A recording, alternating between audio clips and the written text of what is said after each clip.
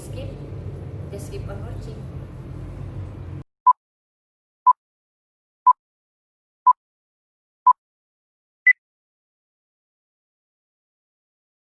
Istana Maimun memiliki luas 2.772 meter persegi dengan 30 ruangan yang tersebar di 2 lantai.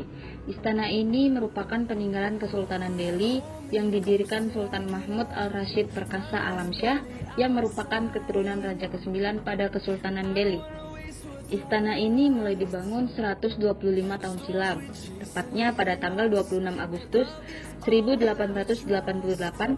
Secara umum, bangunan Istana Maimun terdiri atas 2 lantai yang terbagi menjadi 3 bagian, yaitu bangunan induk, sayap kanan, dan sayap kiri. Kemudian, sejak tahun 1946, istana ini ditempati oleh para ahli waris keturunan Kesultanan Delhi Serdang. Pada waktu-waktu tertentu, istana ini seringkali digunakan sebagai tempat pertunjukan musik tradisional Melayu. Istana Maimun memiliki konsep unik pada bentuk maupun ornamennya yang ternyata dipengaruhi oleh berbagai kebudayaan antara lain Melayu, Islam, Spanyol, Cina, India, dan Italia. Berikut ada legenda Mariam Puntung. Ada satu benda bersejarah yang juga menjadi daya tarik tersendiri di Istana Maimun ini, yaitu Mariam Puntung. Menurut legenda orang sekitar, Mariam Puntung adalah penjelmaan dari adik Putri Hijau dari kerajaan Delhi tua bernama Mambang Hayali. Ia berubah menjadi Mariam untuk mempertahankan istana dari serangan Raja Aceh yang ditolak pinangannya oleh Putri Hijau. Ini berikut merupakan gambar Mariam Puntung.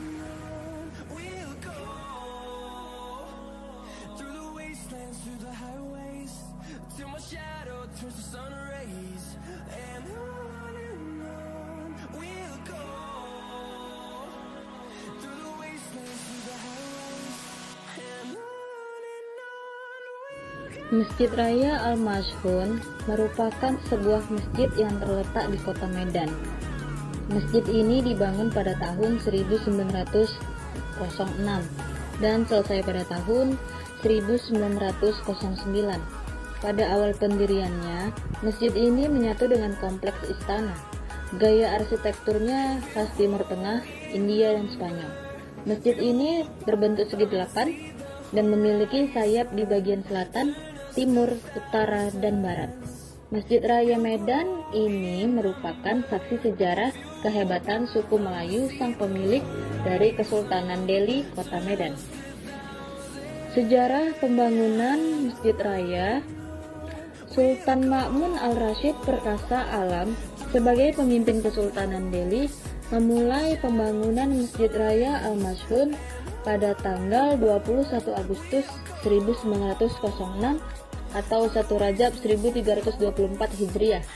Keseluruhan pembangunan rampung pada tanggal 10 September 1909 atau 25 Sya'ban 1329 Hijriah, sekaligus digunakan yang ditandai dengan pelaksanaan sholat Jumat pertama di masjid ini.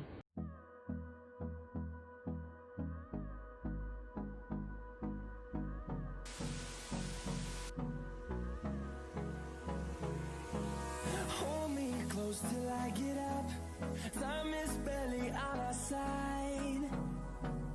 I don't wanna waste what's left. The storms we chase are leading us, and love is all we'll ever trust. Yeah, no, I don't wanna waste what's left. And on we'll go, through the wastelands, through the highways, till my shadow turns to sun rays. And on. Kota Medan merupakan kota yang menjadi pelopor kehidupan masyarakat modern sejak zaman Belanda, sehingga banyak bangunan bersejarah peninggalan zaman kolonial Belanda yang mudah ditemukan dan kondisinya masih terawat hingga kini. Salah satunya adalah Jembatan Titik Gantung, yang sudah berusia lebih dari 2 abad.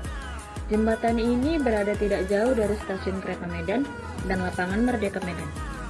Jembatan kuno yang bergaya klasik ini menghubungkan jalan stasiun kereta api menuju Jalan Jawa. Jembatan Titik Gantung ini sudah berumur lebih dari 200 abad. karena dibangun pada tahun 1885. Jembatan ini dibangun berawal dari keinginan Belanda untuk membangun sarana transportasi massal di Sumatera Utara pada waktu itu. Dibangunlah jembatan ini agar warga tidak sembarangan melintasi rel. Setelah masa kolonial Belanda berakhir, jembatan titik gantung beralih fungsi. Satu persatu penjual buku bekas mulai mengisi setiap sudut dengan lapak dan barang dagangan mereka. Bagi pelajar dan mahasiswa di jembatan inilah tempat berburu buku bekas di kota Medan yang termurah sekaligus terlengkap pada masanya. Namun pada 2013 lalu, sejumlah pedagang buku bekas yang biasa berjualan di sekitar jembatan sudah direlokasi dari jembatan titik gantung. Kini fungsi jembatan tersebut telah dikembalikan seperti awalnya sebagai tempat nongkrong dan wisata.